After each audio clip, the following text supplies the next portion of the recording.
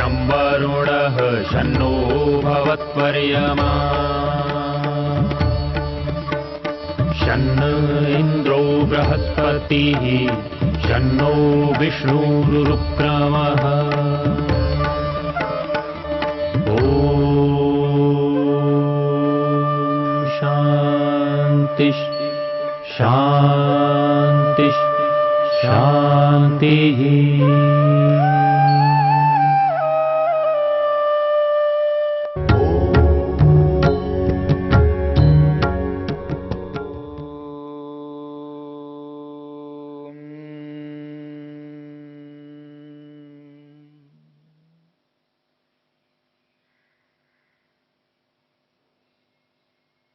हम श्रद्धा को लेकर के विचार कर रहे हैं।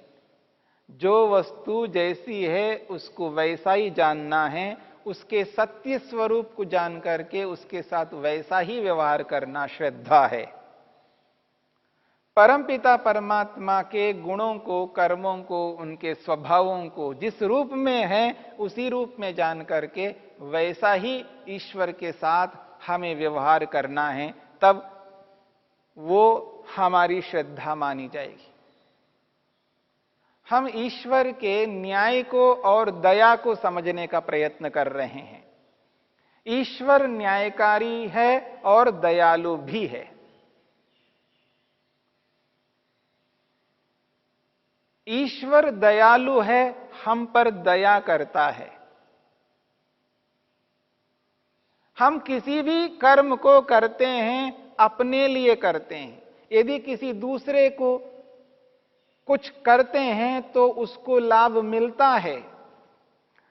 हम माता के लिए, पिता के लिए, पति के लिए, पत्नी के लिए, भाई के लिए, बहन के लिए, पड़ोसी के लिए, मित्र के लिए, किसी ना किसी के लिए हम कुछ करते हैं तो उसके करने से उनको भी सुख मिलता है और हमें भी सुख मिलता है। ऐसा कोई कर्म नहीं है जिस कर्म का परिणाम फल करने वाले को नहीं मिलता हो। बस इतना अंतर है, कुछ कर्मों का फल उसी समय मिलता है, कुछ कर्मों का फल कुछ देर के बाद मिल सकता है, 24 घंटे के बाद मिल सकता है, एक सप्ताह के बाद मिल सकता है, एक महीने के बाद मिल सकता है, एक वर्ष के बाद मिल सकता है, कुछ सालों के बाद मिल सकता है, इस जीवन में मिल सकता है, अगले जीवन में भी मिल सकता है, जन्म जन्मांतरों के बाद भी मिल सकता है, मुक्ति से लौट के आने के बाद भी मिल सकता है। लंबी लिस्ट है। कौन सा कर्म कब फलदायी बनता है यह हम नहीं जान सकते। ये ईश्वर का विषय है, ईश्वर पूर्ण रूप से जानता है। परंतु जो कोई भी कर्म हम करते हैं उसका प्रतिफल हमें मिलता है। हम अपने लिए करते हैं, दूसरों के लिए नहीं करते हैं। अपने लिए करते हुए दूसरों को लाभ मिलता है, सुख मिलता है, तो उसको सुख मिलने पर भी हमें सुख अधिक मिलेगा। परंतु हम किसी मनुष्य के लिए कर्म कर सकते हैं क्योंकि उनके पास सुख नहीं है, उनको सुख देने के लिए करते हैं। उनको सुख देते हुए भी उनसे अधिक सुख हमको मिलता है, इसलिए हम दूसरों को सुख देने लगते हैं। इसलिए हम कुछ कर्मों को दूसरों के लिए भी करते हैं। जो कर्म हम दूसरों के लिए करते हैं, दूसरों के सुख के लिए करते हैं, उनको जितना सुख मिलता है उस कर्म से उससे अधिक सुख हमें मिलता है। इसीलिए हम करते हैं ऐसे। जितने भी परोपकार के कर्म हैं, उन परोपकार के कर्मों को करते हुए जिनका हम उपकार कर रहे हैं, उनको सुख जो मिल रहा है, उनके उस सुख से अधिक सुख, कितना ही अधिक सुख हमें मिलता है। उस अधिक सुख के लिए हम दूसरों को सुख देते हैं। दूसरों को सुख दे करके उससे अधिक सुख लेते हैं, इसलिए हम ऐसे कर्म करते हैं। इसका सीधा एक अर्थ है कि हम अपने सुख के लिए कर्म करते हैं। यदि हम ईश्वर को प्राप्त करने के लिए कर्म करते हैं, यदि ईश्वर के लिए कर्म करते हैं, मुक्ति के लिए कर्म करते हैं, तो यहां पर इस बात को समझ लेना है, हमारे कर्म से ईश्वर को किसी भी प्रकार का कोई सुख नहीं मिलता। हम जो भी कुछ कर्म करते हैं, उन समस्त कर्मों का परिणाम, फल, सुख हमें ही प्राप्त होता है। हमारे कर्म से ईश्वर को किसी भी प्रकार का कोई लाभ नहीं होता। जैसे मनुष्यों के लिए करते हुए हम मनुष्यों को भी लाभ देते हैं और स्वयं को भी तो लाभ देते ही हैं, पर ईश्वर के विषय में ऐसा नहीं है।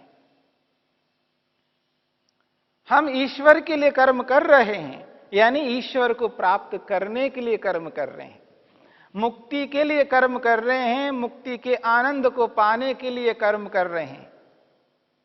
यहां ये बात समझने का प्रयास करेंगे कि जो हम ईश्वर के लिए कर्म कर रहे हैं, उन कर्मों से ईश्वर को लेश मात्र भी, किंचित मात्र में भी सुख या कोई लाभ ईश्वर को प्राप्त नहीं हो सकता, क्योंकि ईश्वर को तो सब कुछ प्राप्त है।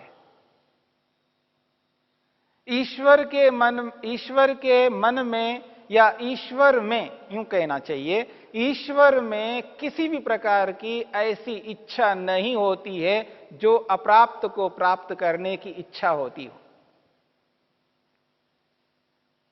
ईश्वर में अप्राप्त को प्राप्त करने की कोई इच्छा नहीं है, क्योंकि ईश्वर को सब कुछ प्राप्त है, इसलिए तो वो ईश्वर है। फिर भी हम ईश्वर को पाने के लिए जो कर्म करते हैं वो अपने लिए करते हैं। फिर भी ईश्वर हमें सुख प्रदान करता है, फिर भी हमें ईश्वर आनंद प्रदान करता है, फिर भी हमें ईश्वर लाभ देता है, हमें सुखी करता है। ईश्वर के लिए उस कर्म का कोई लाभ नहीं है। हमारे जितने भी कर्म हैं, उन कर्मों से ईश्वर को कुछ भी नहीं मिलने वाला है, फिर भी ईश्वर हमारे लिए करता है। ये ईश्वर का कितना महान कर्म है। हम ईश्वर के लिए कुछ नहीं करते, फिर भी ईश्वर हमें सुख देता है। ये ईश्वर की दया है, ये ईश्वर की करुणा है, ये ईश्वर की कृपा है। जो हम अपने लिए कर्म करते जा रहे हैं, फिर भी हमको सुख प्रदान करता है। हम अपने आप सुख नहीं ले सकते, अपने आप कर्मों का फल नहीं ले सकते। प्रत्येक कर्म का फल हम अपने आप नहीं ले सकते। हां, कुछ कर्म हैं जिनका फल हम अपने आप ले सकते हैं, परंतु प्रत्येक कर्म का फल हम स्वयं नहीं ले सकते। हमारे में यह सामर्थ्य नहीं है कि हम कर्म भी करें और उसका फल स्वयं ले सके। यह सामर्थ्य हमारे में नहीं है, और ईश्वर में सब कुछ है। सर्वशक्तिमान, सर्व सामर्थ्यवान होने के कारण से ईश्वर हमारे कर्मों का फल हमें प्रदान करता है, क्योंकि हम स्वयं नहीं ले सकते हैं। बिना स्वार्थ के, बिना अपेक्षा के ईश्वर हमें हमारे कर्मों का फल प्रदान करता है, इसलिए ईश्वर दयालु है। ये ईश्वर की दया का एक प्रकार का स्वरूप है। ईश्वर की दया के अनेक स्वरूप हैं, उनमें से यह जो स्वरूप है कि ईश्वर हमें जो भी फल प्रदान करता है, हमारे कर्मों का फल होता है। हमने किया है, हम नहीं ले सकते, फिर भी ईश्वर हमको देता है। परंतु किसी मनुष्य को अगर हम ध्यान में रख करके देखें, यदि सामने वाले व्यक्ति के लिए हम कुछ भी ना करें, कभी भी ना करें, तो वो व्यक्ति हमारे लिए कुछ नहीं कर पाएगा, पर ईश्वर करता है। हां, कोई मनुष्य एक बार, दो बार, तीन बार, चार बार कर ले, 100 बार कर ले, 1000 बार कर ले, लाख बार करे, असंख्य बार नहीं कर सकता, क्योंकि आत्मा में यह सामर्थ्य नहीं है। परंतु परमात्मा में यह सामर्थ्य वो असंख्य बार करता है। हम गणना नहीं कर सकते, गिनती नहीं कर सकते कितने बार हम पर ईश्वर ने दया की है, कितनी बार दया की है और कितनी बार करेगा, उसकी कोई संख्या नहीं है। हमारे लिए कोई सीमा नहीं है, हमारे लिए असीम है। इस बात को समझने का प्रयत्न करना, ये ईश्वर की दया है। तो दया और न्याय ये दोनों ईश्वर के स्वभाव हैं। जो जैसा कर्म हम करते हैं उसका फल प्रदान करना ईश्वर का न्याय है। ये ईश्वर का न्याय स्वरूप है, वो ईश्वर न्यायकारी है। हमें सुख प्रदान करता हुआ ईश्वर न्याय कर रहा है। यदि किसी कारण से हमने पाप कर्म किया है, उसका दुख देकर के भी हम पर दया करता है, ताकि हम आगे और दुख उत्पन्न करने वाले कर्म ना कर सके। दंड इसीलिए दिया है। दंड देना न्याय है और उस दंड के माध्यम से आगे पाप हमसे ना हो, ये उसकी दया है। वो हमें रोक रहा है। और हम दूसरों को जो पाप कर्म करके दुख दे सकते हैं, उस दुख को रोक रहा है, दूसरों को दुखी होने से बचा रहा है। ये ईश्वर की दया है। इस बात को समझने का प्रयत्न करना। यदि ईश्वर माफ कर दे, जिस रूप में माना जाता है संसार में, ईश्वर माफ करता है, यानी किए हुए कर्म का फल नहीं देता है। यदि किए हुए कर्म का फल नहीं देता है तो वो न्यायकारी नहीं रह पाएगा, वो अन्यायकारी बनेगा। परंतु ईश्वर कभी अन्यायकारी नहीं बन सकता। वो सदा न्यायकारी रहेगा, सदा से न्यायकारी है और आज भी है, भविष्य में भी रहेगा। कभी वो अन्यायकारी नहीं बन सकता। फिर ये जो माफी मांगते हैं, इसका अभिप्राय समझने का प्रयत्न करिए। इसको संस्कृत में माफी को क्षमा कहते हैं और संस्कृत में क्षमा का अर्थ है सहन करना। यानी हम कोई कर्म ऐसा करते हैं, उस कर्म का फल तुरंत उसी समय दे, ये सभी स्थानों पर संभव नहीं है। और ऐसा देने लगे तो हम सुखी नहीं रह पाएंगे, हम जी नहीं पाएंगे, जीना दुष्कर हो जाएगा। इसलिए हम ईश्वर से क्षमा मांगते हैं, यानी हे परमेश्वर मुझ पर क्षमा करना, यानी जो मैंने कर्म किया है उसका जो फल है वो आप एक साथ नहीं देना, इसी समय नहीं देना, अवसर पाकर के ऐसी स्थिति में देना जिसको मैं सहन कर सकूं। इसका यह अभिप्राय होता है। इसका यह अभिप्राय नहीं होता है कि वो दंड देना ही बंद कर दे। क्षमा का अर्थ, माफी का अर्थ केवल सहन करना है, और वो जो सहन करना है वो कुछ समय तक होता है। बाद में अवसर आने पर, परिस्थिति के आने पर उसका दंड अवश्य ईश्वर देगा। एक साथ यदि हमें दे जाए तो हम उसका भोग सहन नहीं कर पाएंगे। यदि कोई व्यक्ति हमको दंड दे रहा है और ऐसा एक साथ दे रहा है तो हम सहन नहीं कर पाएंगे। इसलिए बारी बारी से, बीच बीच में यदि हमको कष्ट मिलता है, दुख मिलता है, तो हम उसको सहन कर लेते हैं। ये तो ऐसा ही है जैसे कोई व्यक्ति खीर खा रहा हो और खीर खाते हुए बीच में कभी एक बार कंकर आ जाए और वो दुख हमको देता है, तो उस दुख को हम सहन कर लेते हैं।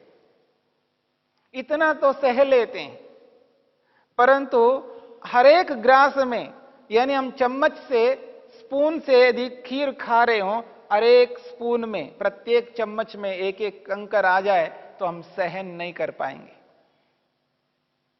इतना सहन हम नहीं कर सकते, इतना सामर्थ्य हमारे में है। इसलिए हम दुख भोगते हैं, लेकिन बारी बारी से भोगते हैं। एक साथ ऐसा दुख हम नहीं भोग पाते हैं। इसलिए ईश्वर न्यायकारी होने के नाते, सर्वज्ञ होने के नाते, वो अवसर देख करके वो एक एक कर्म का फल हमको देता है, बारी बारी से देता है, जिसको हम सहन कर सके इस प्रकार देता है। तो इस दृष्टिकोण से ईश्वर हमें जहां सुख प्रदान करता है, हमारे कर्मों का फल देता है, वहां पर धीरे धीरे बीच बीच में दुख भी देता रहता है। हमारे कर्म का फल, जो हमने पाप किया है, उस पाप कर्म का फल भी ईश्वर देता है, और उस फल को दे करके भविष्य में ऐसा दोबारा हम न कर सके, उसके लिए हमें ग्लानि भी उत्पन्न कराता है, हमें ग्लानि भी होती है, और आगे चल करके हम कभी ऐसा दोबारा नहीं कर पाएंगे। तो ईश्वर की दया को और ईश्वर के न्याय को हमें समझना है। ईश्वर का जो जैसा स्वरूप है, उसके उस स्वरूप को उसी रूप में जान करके, वैसा ही समझ करके, उस ईश्वर के साथ वैसा ही यदि हम व्यवहार करते हैं, तो यही श्रद्धा है। और श्रद्धा ईश्वर को प्राप्त कराने का एक महत्वपूर्ण कारण है। इसलिए महर्षि पतंजलि ने कहा है, श्रद्धा से असंप्रज्ञा समाधि की प्राप्ति होती है। श्रद्धा असंप्रज्ञा समाधि को प्राप्त करने वाली है।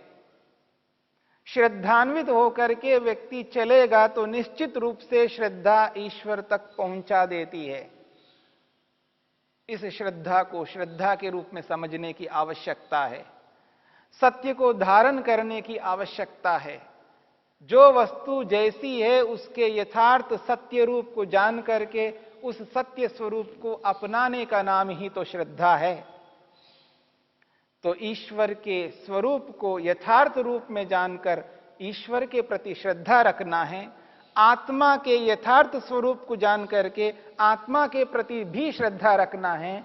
और ये जो संसार है, संसार के जितने भी पदार्थ हैं, ये पदार्थ जिस रूप में भी है, उनको उसी रूप में जान करके उनके साथ वैसा ही व्यवहार रखना, ये श्रद्धा है। तो जड़ वस्तु के प्रति भी श्रद्धा, चेतन वस्तु के प्रति भी श्रद्धा, दोनों के प्रति श्रद्धा रखना है। जड़ और चेतन के प्रति श्रद्धा रखना। श्रद्धा रखते हुए ही हम ईश्वर को पा सकते हैं। अश्रद्धा से कभी प्राप्त नहीं कर सकते, और अंधश्रद्धा से भी ईश्वर को प्राप्त नहीं किया जा सकता। हमें अंधश्रद्धा को रोकना है और यथार्थ रूप में श्रद्धा रखना है। श्रद्धा ईश्वर को प्राप्त कराने का एक बहुत बड़ा साधन है, इसे समझना चाहिए।